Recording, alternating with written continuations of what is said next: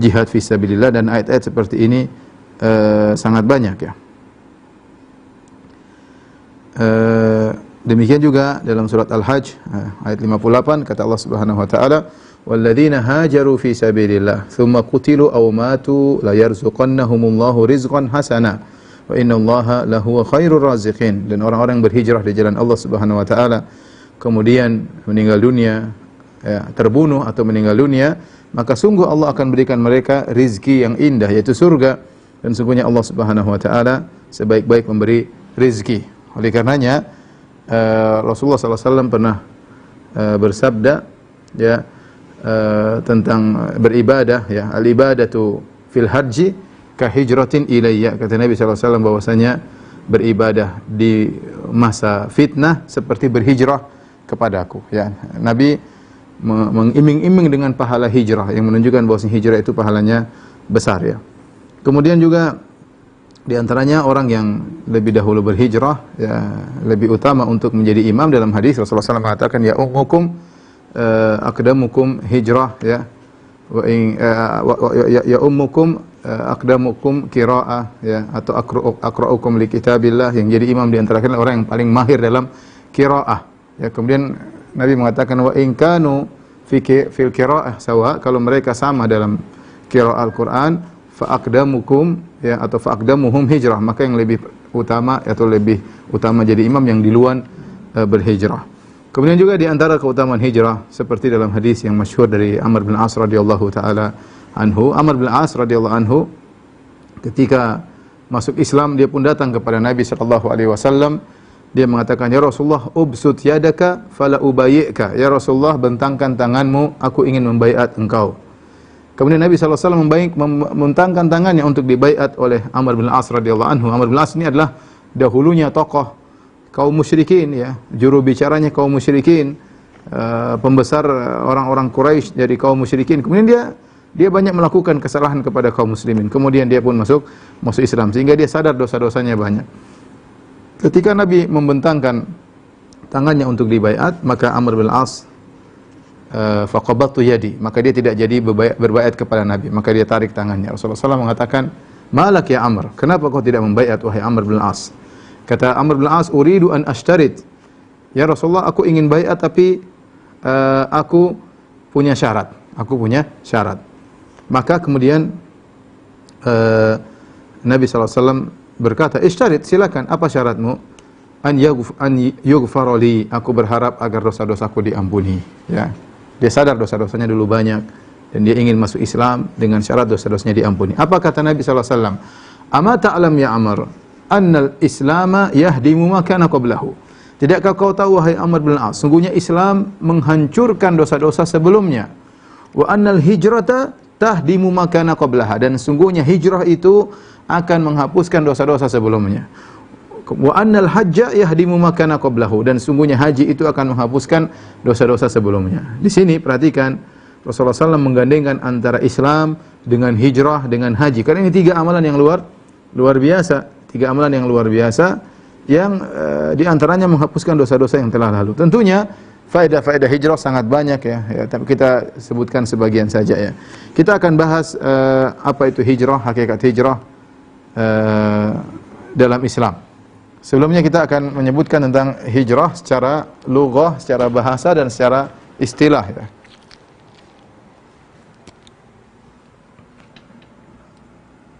Al-hijrah, ya, kalau bahasa kita hijrah, ya. Secara bahasa atau etimologi, ya, lughatan, ya, artinya meninggalkan. At-tark, artinya at-tark, meninggalkan, ya. Seperti wahjurhum hajran jamila, seperti firman Allah Subhanahu wa taala, wahjurhum, tinggalkan mereka, hajran jamila, dengan meninggalkan yang baik, ya. Ya, seperti tahajur,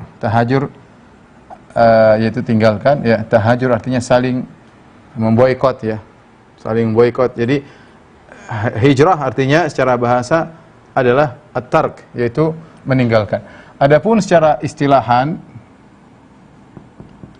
secara istilah, ya, secara istilah adalah meninggalkan, ya, suatu tempat ke tempat yang lain.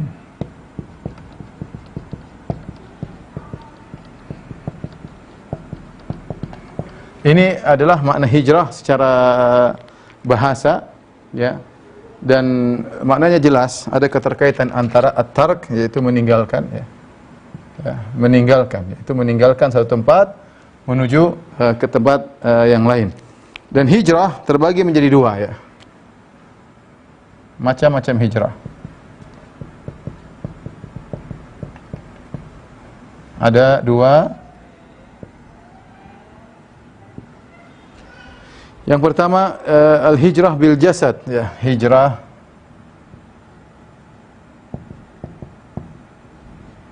ya, yaitu hijrah dengan tubuh, dengan anggota badan. Yang ini disebut dengan juga al-hijrah al-hissiyah, ya. Ini istilah saja, al-hissiyah, ya. Yang kedua namanya al-hijrah bil qalb,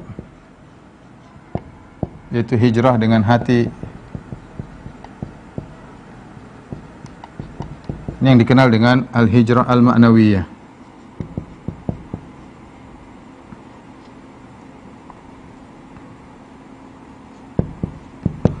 Atau orang bilang hijrah konkret, hijrah abstrak. Adapun hijrah yang dimaksud dengan hijrah dengan jasad, ya, maka ini banyak yang sebagaimana dipraktekkan oleh Nabi sallallahu alaihi wasallam, yaitu berhijrah dari satu tempat menuju ke tempat yang lain. Maksudnya berhijrah dari satu tempat ke tempat yang lain.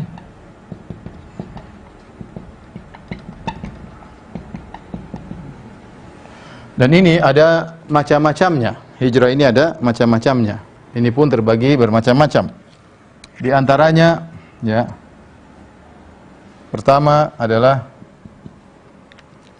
hijrah, ya, hijrah dari negeri kufur atau areal perang ke negeri Islam. Ke negeri Islam. Contohnya apa? Contohnya para sahabat berhijrah. Contoh hijrahnya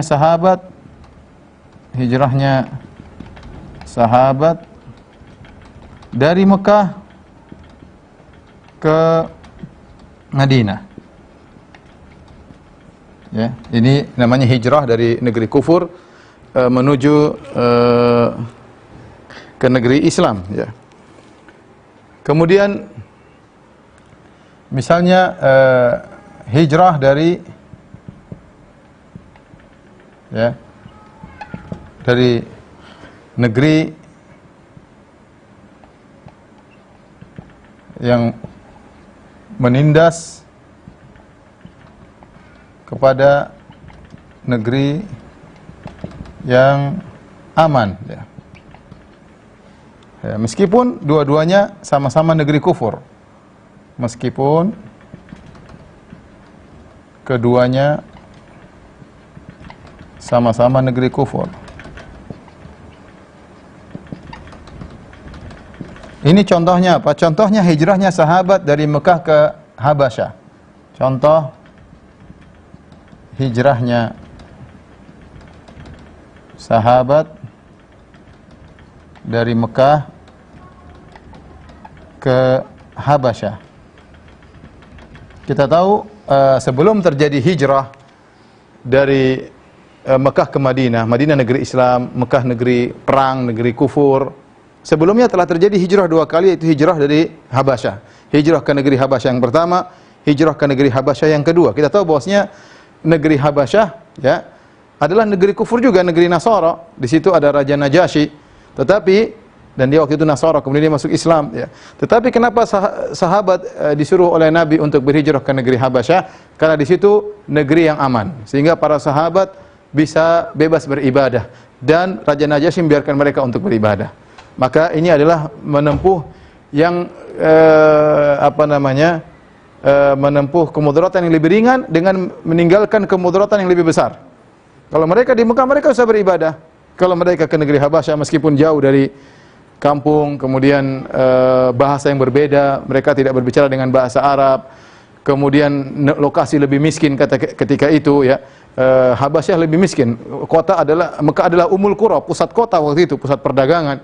Maka mereka berpindah dari Mekah menuju ke negeri yang lebih miskin dalam rangka agar bisa beribadah lebih nyaman di negeri Habasyah. Kemudian yang berikutnya, yang kedua, yang ketiga adalah hijrah dari lokasi penuh bid'ah ke lokasi yang mengagungkan sunnah.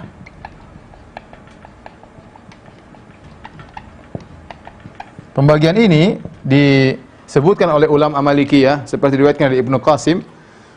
Dia mendengar Imam Malik rahimahullah berkata, ya bahwasanya jangan kau tinggal di lokasi yang di situ ada pencelaan terhadap sahabat. Jangan kau tinggal di lokasi yang situ ada pencelaan terhadap sahabat. Contoh ya, hijrahnya sebagian kaum muslimin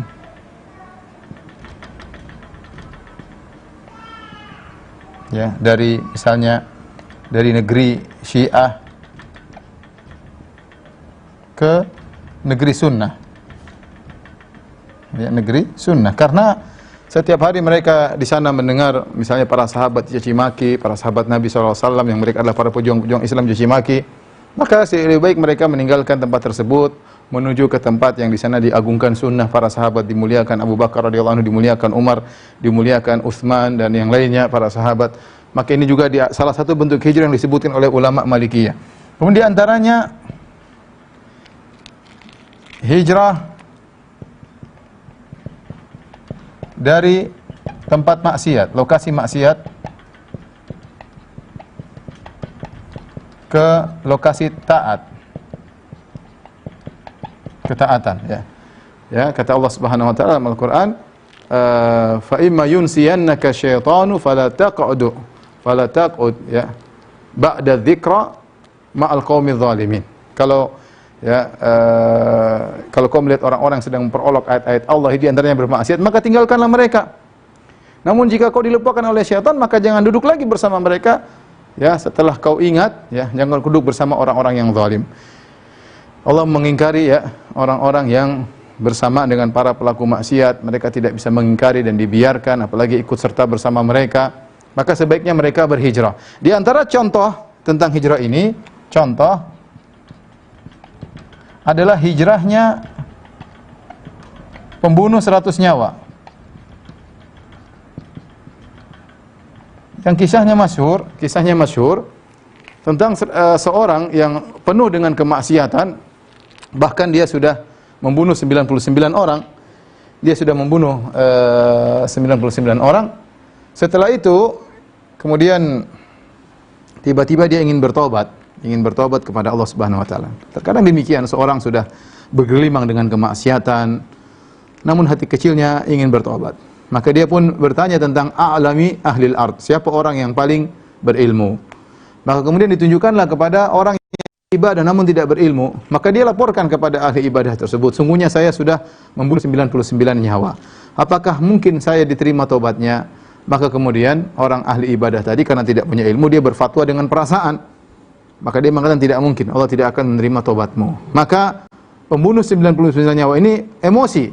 Maka dia penggal kepala ahli ibadah tadi. Lengkaplah dia bunuh 100 orang. Dosa bukan dosa kecil, dosa besar. Maka dia masih terus ingin bertobat. Dia tanya, siapa orang paling alim di atas muka bumi? Ditunjuklah kepada seorang alim di atas muka bumi ini. Kemudian dia berkata, wahai fulan, saya telah membunuh 100 nyawa. Apakah Allah masih bisa menerima tobatku? Dia jelaskan bisa.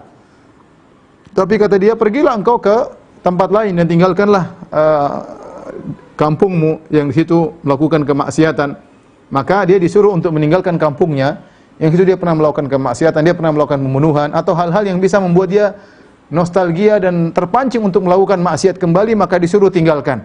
Disuruh tinggalkan untuk berhijrah ke tempat yang orang penuh dengan ketaatan agar dia bisa beribadah dengan orang-orang yang melaksanakan ketaatan tersebut. Maka ini dalil bahwasanya boleh seorang berhijrah dari tempat yang situ banyak kemaksiatan menuju tempat lokasi yang dia bisa aman, nyaman untuk beribadah kepada Allah Subhanahu wa taala. Kemudian yang berikutnya, ya.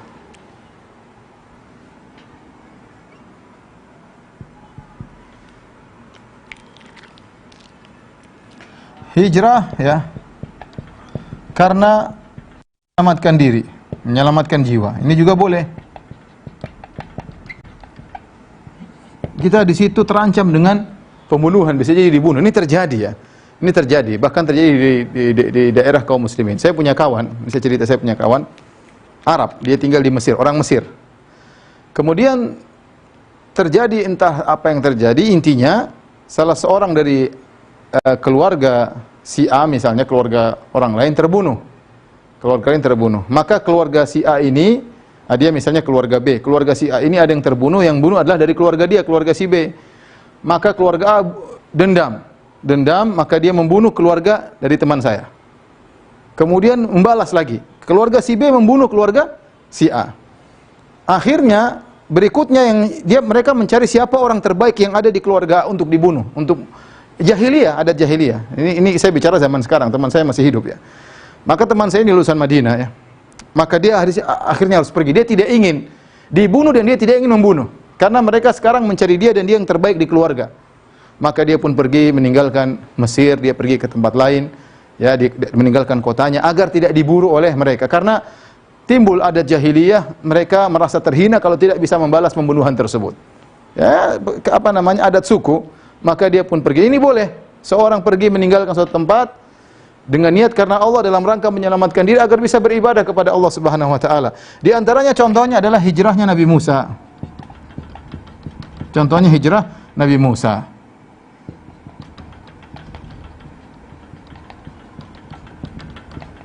Nabi Musa alaihissalam. Kata Allah Subhanahu wa taala, "Fa kharaja minha khaifan yataraqqab." Jadi Nabi Musa pun pergi meninggalkan kota Mesir menuju kota Madian dalam kondisi takut, khawatir dia akan dikejar oleh Fir'aun dan bala tentaranya.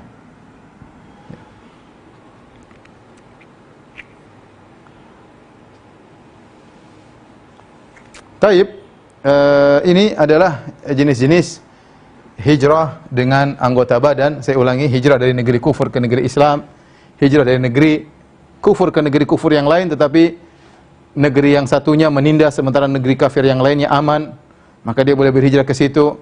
Kemudian hijrah dari lokasi penuh dengan bid'ah ke lokasi yang mengagungkan sunnah boleh. Hijrah dari tempat kemaksiatan ke lokasi ketaatan agar dia bisa beribadah. Contohnya hijrahnya membunuh 100 nyawa. Kemudian hijrah karena menyelamatkan diri, ya, menyelamatkan diri, menyelamatkan nyawa, ya. Maka ini boleh. Contohnya hijrahnya Nabi Musa alaihissalam. Demikian juga kita boleh kasih contoh seperti hijrahnya Nabi Ibrahim. Mungkin contohnya tepat juga hijrah Nabi Ibrahim. Nabi Ibrahim alaihissalam, ya. Dia mengatakan fa'amana lahu Lut wa qala inni muhajirun ila rabbi. Aku akan berhijrah kepada Rabbku. Ibrahim alaihissalam. Kenapa? Karena dia ingin dibunuh, ditangkepin, kemudian dibakar oleh kaumnya. Kemudian ayahnya pun, ya, mengatakan la illam tantahi ya Ibrahim la arjumannaka. Kalau kau tidak berhenti mendakwahiku wahai Ibrahim, aku akan merajam engkau. Sehingga Ibrahim mengatakan inni muhajirun ila rabbi. Ya, dalam ayat yang lain inni dzahibun ila rabbi sayahdin. Aku akan pergi menuju berhijrah menuju Rabbku. Maka pergilah Nabi Ibrahim alaihissalam daripada kemudian tinggal di tempat tersebut kemudian ternyata mendatangkan bahaya bagi dirinya. Kemudian yang berikutnya hijrah ma'nawiyah. Hijrah ma'nawiyah atau orang mengatakan hijrah batin, hijrah dengan hati. Hijrah batin. Apa hijrah batin maksudnya? Kata Ibnu Qayyim rahimahullah taala, hijrah batin ini berkaitan dengan hati, yaitu berhijrah dari ketaatan kepada syaitan kepada ketaatan kepada Allah. Hijrah batin maksudnya apa? Ya. Dari ketaatan kepada syaitan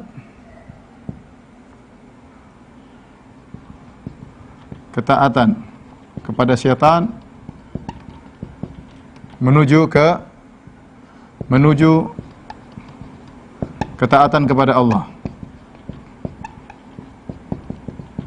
Kemudian apa? Dari mengikuti hawa nafsu, dari tertawan hawa nafsu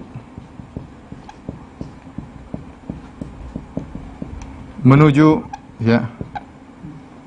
kepada Allah. Dari berharap dan tawakal, dari takut, berharap, tawakal kepada selain Allah kepada Allah. Ini yang disebut dengan hijrah batin atau hijrah dengan hati atau hijrah maknawi. Adapun dalil akan hal ini, Nabi sallallahu alaihi wasallam pernah bersabda dalam hadis, kata Nabi sallallahu alaihi wasallam, qala Rasulullah sallallahu alaihi wasallam, Nabi sallallahu alaihi wasallam, al-muslim man salima al-muslimuna min lisanihi wa yadihi.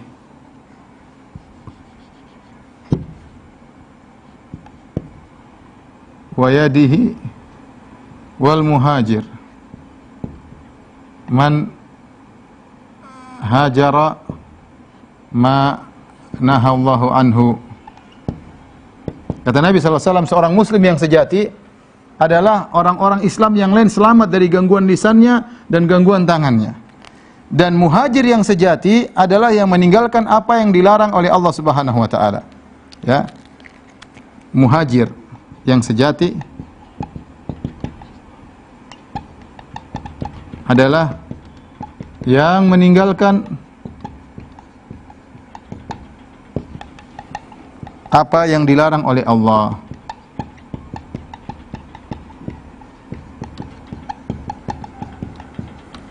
Nah, ini hadis Nabi sallallahu alaihi wasallam, dan kebanyakan istilah hijrah zaman sekarang kita adalah pasnya dengan hal ini, yaitu karena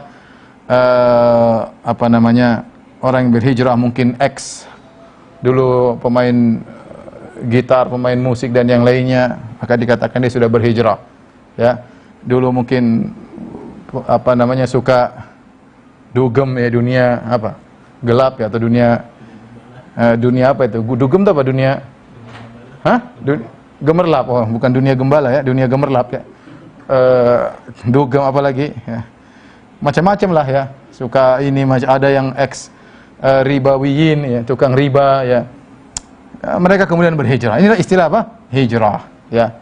Dia sudah meninggalkan perkara-perkara yang dilarang oleh Allah Subhanahu wa taala menuju perkara-perkara yang diperintahkan oleh Allah Subhanahu wa taala.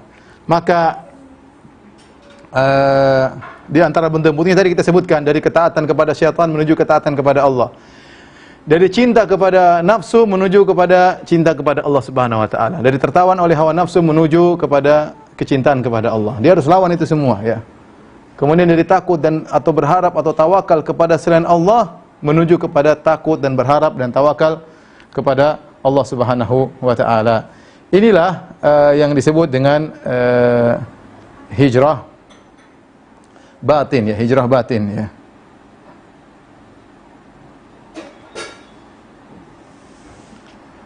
Taib. Ini semua ikhwan dan akhwat yang dirahmati Allah Subhanahu wa taala ya. Ini semua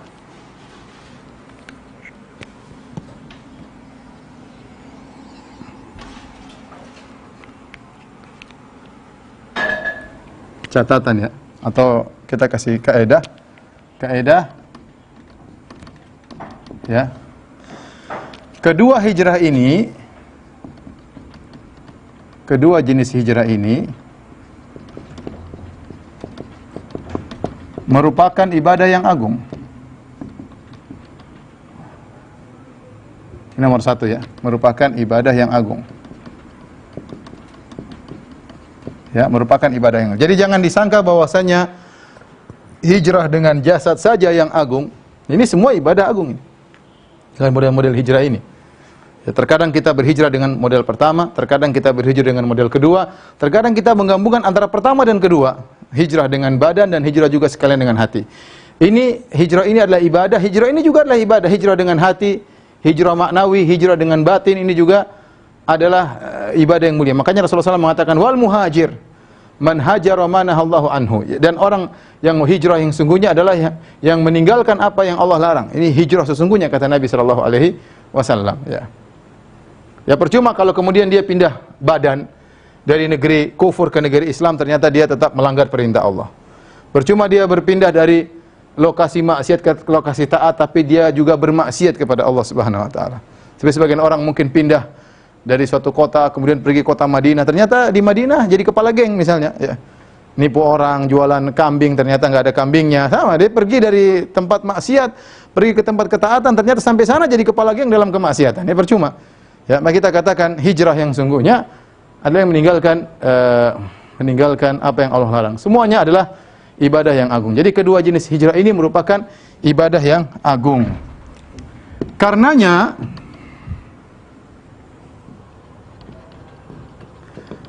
harus dikerjakan karena Allah, dikerjakan dengan ikhlas. Ikhlas, bukan riya,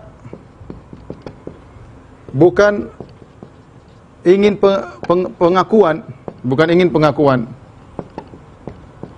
Nabi SAW bersabda dalam hadisnya, ya, man taraka syai'an lillah, man taraka syai'an lillah, awadahullah khairun minhu, atau kama qala. Ya, artinya kata Nabi SAW, barang siapa yang meninggalkan sesuatu karena Allah, siapa yang meninggalkan sesuatu. Ingat, hijrah artinya meninggalkan. Meninggalkan sesuatu karena Allah. Sesuatu karena Allah, maka Allah akan ganti yang lebih baik. Allah akan ganti dengan yang lebih baik.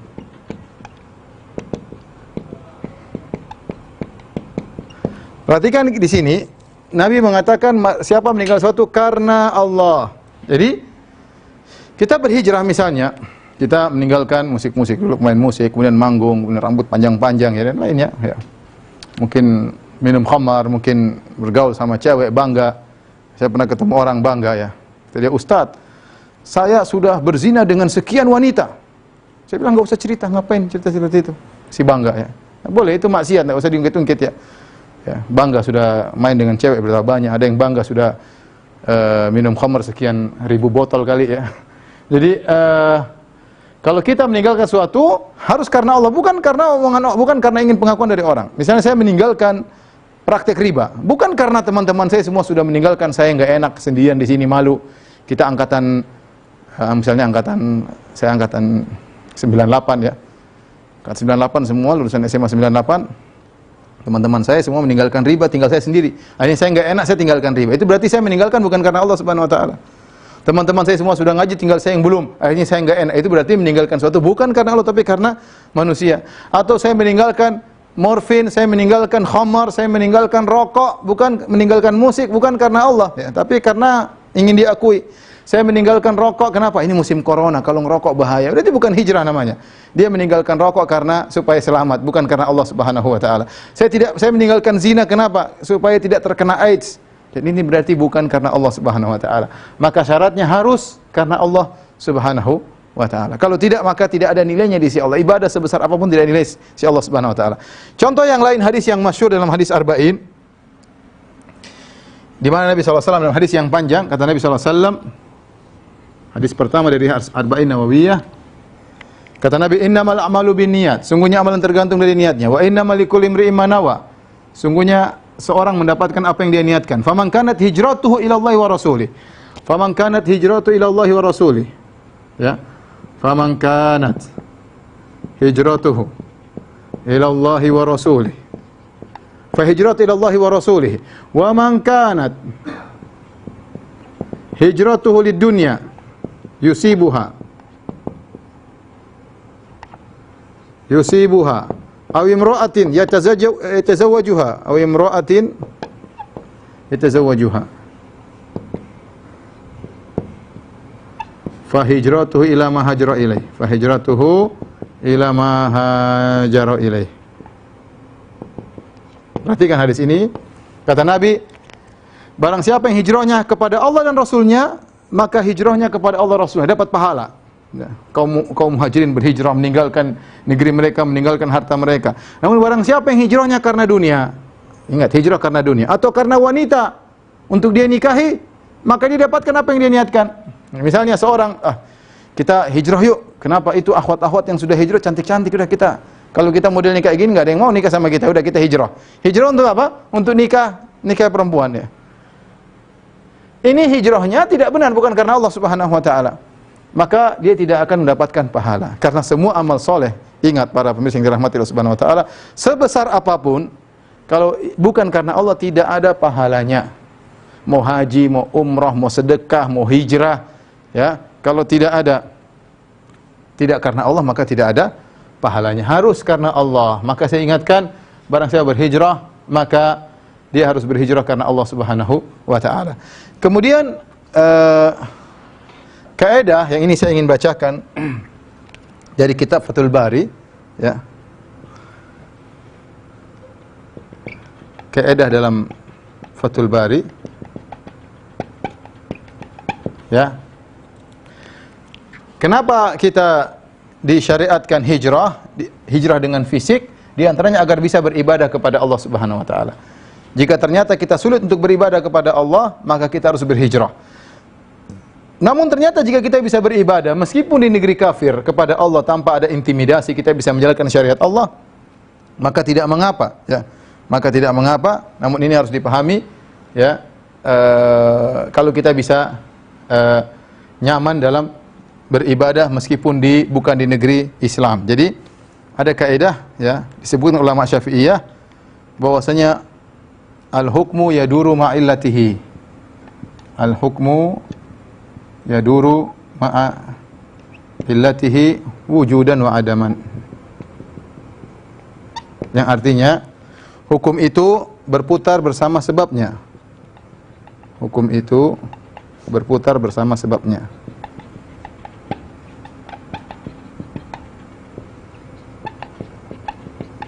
Ya. Jadi kalau ternyata seorang di negeri kafir bisa beribadah kepada Allah Subhanahu wa taala, maka tidak mengapa dia beribadah, dia tidak mengapa tinggal di situ dengan syarat dia bisa menjaga diri. Saya bacakan perkataan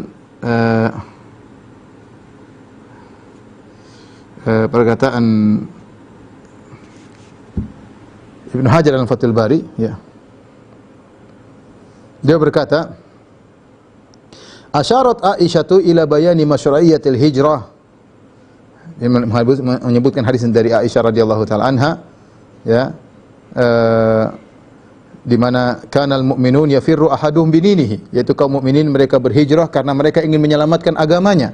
Dan ini isyarat bahwasanya disyariatkannya hijrah, dan isyarat wa anna sababaha khauful fitnati, dan sebabnya adalah karena takut terkena fitnah, di mana agama mereka bisa buyar gara-gara bertahan di negeri yang penuh dengan kekufuran tersebut. Wal hukmu yaduru ma'illatihi, maka hukum berjalan bersama dengan sebabnya. Fa muqtadahu, kata Ibnu Hajar rahimahullah, maka konsekuensinya anna man qadara ala ibadatillahi fi ayyi mawdhi'in ittafaqa lam tajib alaihi al-hijratu minhu. Maka barang siapa yang mampu beribadah kepada Allah di tempat mana saja yang dia tempati, kalau dia mau beribadah kepada Allah maka tidak wajib untuk hijrah dari tempat tersebut. Wa illa, kalau tidak mampu beribadah maka wajib, ya. Wa min thamma qala al-Mawardi, dari sana al-Imam al-Mawardi berkata, idza qadara ala idharid din fi baladin min biladil kufur, jika seorang mampu menampakkan agama di satu negara dari negeri-negeri kufur, faqad sarat al-balada bihi dar Islam, fal iqamatu fiha afdal min ar-rihla minha, lima yutarajja min dukhuli ghairihi fil Islam.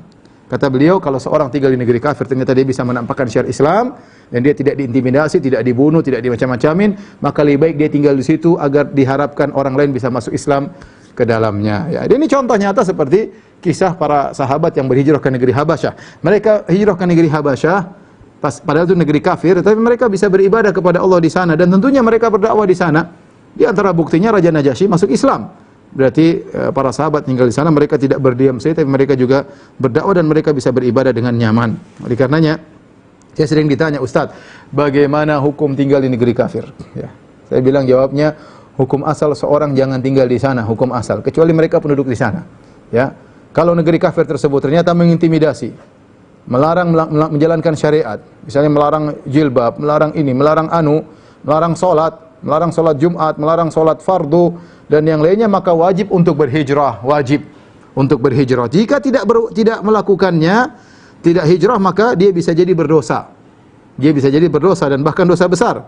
Allah berfirman, ya, mencela orang-orang yang mereka terzalimi dan mereka tidak bisa beribadah namun mereka tidak mau berhijrah. Kata Allah, innal ladzina tawaffatuhumul malaikatu zalimi anfusihim. Sungguhnya orang-orang yang diwafatkan oleh malaikat-malaikat maut dalam kondisi berbuat zalim kepada diri mereka. Qalu fima kuntum, dikatakan kepada mereka, kemana kalian? Bagaimana kalian? Kenapa kalian tidak berhijrah? Qalu kunna mustata'fina fil ard. Kami dahulu dalam kondisi lemah di daerah kami, ya. Sehingga mereka tidak bisa beribadah kepada Allah dengan baik. Kemudian mereka meninggal dunia. Qalu alam takun ardullahi wasi'atan fatuhajiru fiha. Bukankah bumi Allah luas, kau bisa berhijrah ke tempat yang lain? Kenapa harus bertahan di situ? Faulaika ma'wahum jahannam, maka mereka itu tempat kembali mereka adalah neraka jahannam. Wa sa'at masira, dan buruk-buruk tempat untuk kembali. Illal mustata'fina minar rijal, kecuali orang-orang yang memang tidak mampu untuk keluar, laki-laki, wan nisa wal wildan, la yastati'una hilatan wa la yahtaduna sabila. Mereka tidak bisa berhijrah meninggalkan negeri mereka dan mereka tidak menemukan jalan untuk bisa berhijrah. Faulaika asallahu ayyafu anhum. Mereka itulah orang-orang yang semoga Allah mengampuni mereka. Wa kana Allahu afuwan ghafura, dan Allah Maha Pengampun dan Maha Pemaaf. Jadi, kalau tinggal satu negara kafir, ternyata negara kafir tersebut mengintimidasi, enggak bisa sholat, enggak bisa menjalankan syariat, jilbab harus dibuka, siapa yang pakai jilbab kemudian di penjara, dibunuh dan yang lainnya, maka wajib untuk berhijrah kecuali tidak mampu. Kecuali tidak mampu. Kalau bisa untuk berhijrah namun tidak berhijrah, maka berdosa. Kalau tidak mampu kemudian bertahan, maka tidak jadi masalah, Allah mengampuni, ya.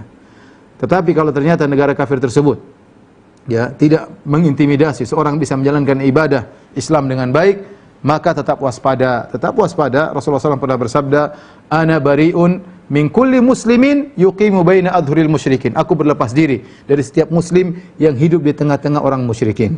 Kenapa Rasulullah berlepas diri dari orang-orang seperti ini? Karena sulit menjalankan ibadah dengan baik di tengah-tengah negeri kaum musyrikin. Kecuali kondisinya sudah membaik, seperti kita dengar di London misalnya, atau di Inggris sana ada beberapa tempat yang Masya Allah Islam mulai berkembang, seperti sebagian daerah di Australia misalnya. Tapi saya katakan hukum asalnya kita berusaha untuk tinggal di negeri Islam yang aman, yang nyaman, kita bisa beribadah. Karena terkadang kita bisa mengerti agama, anak-anak kita terkadang tidak bisa mengerti agama. Dan ini saya menghadapi kenyataan ketika saya pergi ke negara-negara tersebut, ya. Sampai saya sering sampaikan kisah, ada seorang datang, ikhwan, udah ngaji, ya. Kemudian anaknya sekolah di suatu sekolah di Eropa sana, anaknya SMA. Anaknya ngeluh kepada bapaknya, kepada ikhwan tersebut. Dia mengatakan, ayah, semua orang bully saya. Kenapa? Karena dia satu-satunya yang belum berzina. Karena dia satu-satunya yang belum berzina. Semua teman-temannya sudah berzina. Dan ini repot seperti ini. Ya, saya bilang kalau kondisi sudah seperti ini parah, di mana kalau kita mungkin bisa menjaga diri, kita mungkin bisa berdakwah, tapi kalau anak kita, siapa yang menjamin keselamatannya? Ya, maka seorang berusaha untuk menyelamatkan agama dirinya dan agama anak-anaknya, ya. Contoh lagi, saya pernah pergi ke negara kafir yang lain, negara bule yang lain. Kemudian acara Ramadan, waktu saya datang pas acara Ramadan, kemudian kumpullah di rumah kawan.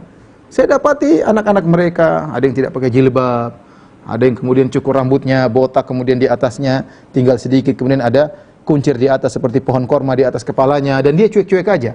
Satunya tidak puasa. Kenapa tidak puasa? Yang lain tidak puasa. Jadi dia anggap remeh, ya. Kenapa? Karena pergaulannya begitu. Dia bergaul sama orang-orang kafir yang tidak mengenal adab dan tidak mengenal agama, ya. Maka seorang waspada untuk tinggal di negara kafir. Tapi seandainya misalnya Sebagian kawan, Masya Allah, saya tahu mereka tinggal di negara kafir, tapi mereka berdakwah, mereka bikin masjid, kemudian mereka bikin pengajian, banyak orang mulai masuk Islam. Mudah-mudahan orang seperti itu lebih baik tinggal di sana. Sebagaimana perkataan Al-Mawardi, rahimahullah ta'ala, diharapkan orang-orang bisa masuk Islam dalam kondisi demikian. Inilah para pemirsa yang dirahmati Allah Subhanahu wa ta'ala, apa yang saya sampaikan tentang masalah hakikat hijrah. Maka saya katakan kepada ikhwan-ikhwan yang sudah berhijrah, maka inilah ibadah yang agung, pertahankan ibadah tersebut. Kalau Anda baru saja berhijrah, maka Anda perlu pertahanan benteng yang kuat, di antaranya membentuk komunitas yang baik. Seperti tadi kita ceritakan tentang kisah pembunuh 100 nyawa, maka disuruh untuk berpindah ke komunitas yang baru. Karena kalau orang baru berhijrah, setan menguntit nih, ya, setan sangat sedih melihat dia berhijrah. Setan sangat sedih. Maka setan akan menguntiti dia agar dia bisa kembali ke masa lalunya. Maka segala perkara yang bisa membuat kita nostalgia, ya, dengan masa lalu, dengan sweet memory atau pahit memory atau hitam memory, ya, dan yang lainnya, maka kita jauhi, ya, karena kita tidak tahu iman kita kapan sedang naik dan kapan sedang turun, sementara setan menanti-nanti untuk mencari kelemahan kita untuk mengembalikan lagi kepada masa lalu yang buruk. Dan betapa banyak orang-orang sudah berhijrah akhirnya kembali lagi. Maka saya ingatkan, seorang berhijrah karena Allah Subhanahu wa taala, kemudian cari komunitas, ya, insyaallah dia meninggalkan komunitas lama, Allah akan berikan komunitas yang lebih baik. Wallahu ta'ala alam bisawab. Ini saja yang saya sampaikan kepada para pemirsa, demikian juga para dokter, ya, yang dirahmati Allah Subhanahu wa taala. Kalau ada yang bertanya, saya persilahkan kepada para dokter. Baik Ustaz, jadi Ustaz, ini ada pertanyaan seorang akhwat bertanya, bagaimana bila ada seseorang ikhwan yang ingin mengkhitbah ukti tersebut, namun ukti tersebut mensyaratkan agar si ikhwan ini bisa mengenal atau hijrah dalam tanda kutip ke manhaj yang hak, yaitu manhaj salaf. Apakah hijrah dari ikhwan tersebut tercela, Ustaz? Mohon nasihatnya. Kita berkata bahwasanya tentunya menikah dengan sama muslim dan muslimah sah, ya. Selama dia muslim, satunya muslimah, sah, ya. Apapun kondisi agamanya sah. Tetapi kita disuruh untuk mencari yang soleh ataupun yang solehah. Dan kita tentunya pingin, kalau kata orang, kalau berasnya bagus dimasak sih bisa gampang, ya. Tapi yang harus pandai masak, ya. Kadang seorang, saya pingin nikah dengan akhwat itu belum ngaji, nggak pakai jilbab. Oh tenang, nanti saya didik. Yang penting berasnya bagus, ya. Kalau kamu pandai masak nggak apa-apa, tapi kalau masalah masak jadi basi, ya bahaya, ya, atau jadi rusak, gosong dan yang lainnya. Lebih baik kita tidak usah spekulasi namanya kehidupan berumah tangga, mending kita cari yang sudah jadi, yang sudah nyaman, kita bisa diskusi. Ya, maka di antaranya kita mencari yang pemahamannya yang sama. Ini bukan masalah sah tidak sah, tapi kita mencari kenyamanan. Ya, karena kalau kita kemudian misalnya menikah dengan seorang pemahaman misalnya Khawarij, ya, kemudian kita tiap hari berdebat, ini berbahaya. Seperti yang terjadi pada Imran bin Hattan, salah seorang perawi, disebutkan dia terkena pengaruh Khawarij karena istrinya, ya, karena apa? Istrinya menikah akhirnya terpengaruh dengan Khawarij. Tapi kalau sama-sama mengenal sunnah, sama-sama berusaha ngaji, maka ini lebih baik. Nah, kalau seorang laki, ya, disyaratkan oleh seorang wanita, kalau menikah dengan saya harus ngaji, ya, kemudian dia berhijrah, ya, kita katakan dia niatkan karena Allah, tidak jadi masalah, dan dia niatkan saya ingin menikahi wanita tersebut, saya berhijrah atau saya ngaji, ya, karena Allah dan sekaligus untuk menikahi wanita tersebut, maka ini mudah-mudahan tidak mengapa. Tapi dia harus perhatikan hatinya. Dia harus memanage hatinya bahwasanya benar-benar dia ngaji ini karena Allah, sekaligus untuk menikahi wanita tersebut, ya. Mudah-mudahan tidak mengapa. Sebagaimana yang terjadi pada Ummu Sulaim. Ummu Sulaim ketika dilamar oleh Abu Talha, ya, Abu Talha itu masih musyrik. Maka Ummu Sulaim berkata, "Kau ingin nikah sama saya, masuk Islam. Baru nikah dengan saya." Akhirnya Abu Talha masuk Islam, menikah dengan Ummu Sulaim, akhirnya dia semakin beriman, bahkan menjadi mujahidin di antara kaum mujahidin. Jadi yang penting niatnya karena Allah sekaligus untuk menikah wanita tersebut, maka tidak jadi masalah insyaallah taala. Wallahu a'lam bishawab. Untuk pertanyaan berikutnya, mencari lingkungan dan teman yang baik termasuk berhijrah. Bagaimana cara agar hijrah kita tetap istiqomah sementara lingkungan dan teman-teman kita belum sepenuhnya bisa mendukung kita dalam berhijrah. Mohon nasihatnya Ustaz. Ini kondisi yang memang terkadang dialami oleh banyak orang ya. Tetapi ini kondisi semakin berkurang. Kita lihat Indonesia secara umum sekarang udah banyak pengajian di mana-mana. Beda dengan kita bicara 20 tahun lalu ya. Di mana kita masih sangat muda tatkala itu, kita baru lulus SMA, belum ada pengajian-pengajian. Sekarang alhamdulillah pengajian-pengajian banyak komunitas ya. Sehingga insyaallah perkaranya lebih ringan. Saya masih ingat ketika saya tahun 2000 tahun 99 waktu saya di UGM. Saya waktu ke kampus, ya, mungkin saya lihat orang sekeliling yang cingkrangan cuma saya sendiri ya. Ya, maksudnya yang berusaha untuk menjalankan sunnah ya, saya sendiri. Kemudian saya lihat orang bercadar cuma satu orang ya. Ada perempuan satu bercadar. Sekarang sudah bertebaran di mana-mana, orang cingkrangan sekarang di mana-mana, bahkan cingkrangan sudah jadi tren dan mode ya. Jadi sudah alhamdulillah perkara lebih mudah sekarang. Jadi kalau kita mengatakan cari komunitas itu susah, saya rasa tidak ya. Sementara kita bisa mencari. Alhamdulillah misalnya komunitas Zoom, komunitas WhatsApp. Meskipun kita di kampung ternyata orang-orang belum mengenal sunnah misalnya, tetap kita ramah dengan mereka.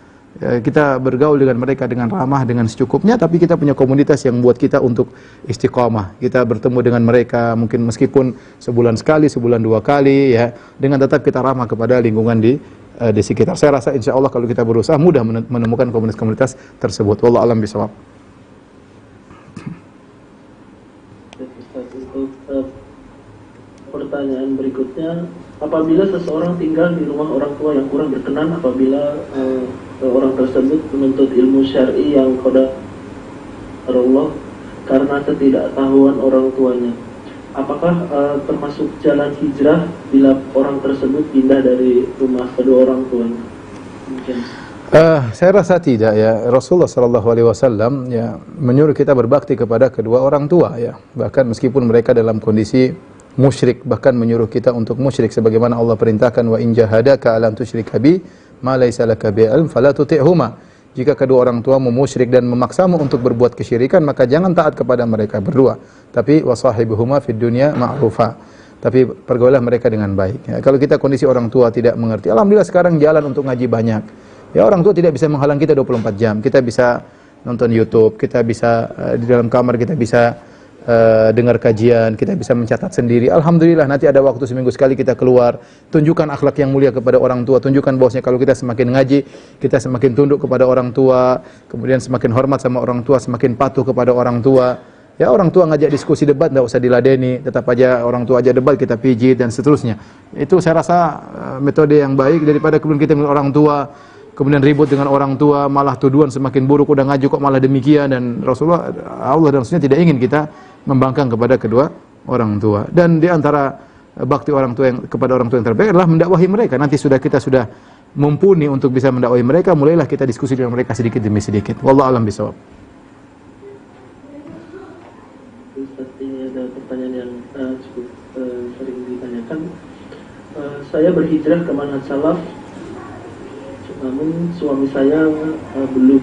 Setiap saya mendengarkan kajian-kajian salaf selalu dikomentari.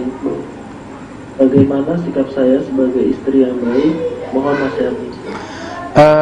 Alhamdulillah ya, suami sudah mungkin semangat juga beribadah, juga semangat juga ikut pengajian, hanya saja mungkin belum mengenal hakikat kajian Ahlus Sunnah. Kita tahu bahwasanya fitnah yang digencarkan tentang akidah Ahlus Sunnah di luar sana besar ya, tuduhan-tuduhan palsu seperti kita dituduh suka mengkafirkan, suka menyatakan orang dalam neraka jahanam, tidak tahu mazhab, dan tuduhan banyak sekali ya, kemudian mengkafir-kafirkan orang, dan ini semua tuduhan-tuduhan kadang termakan oleh kerabat kita, termakan oleh suami kita.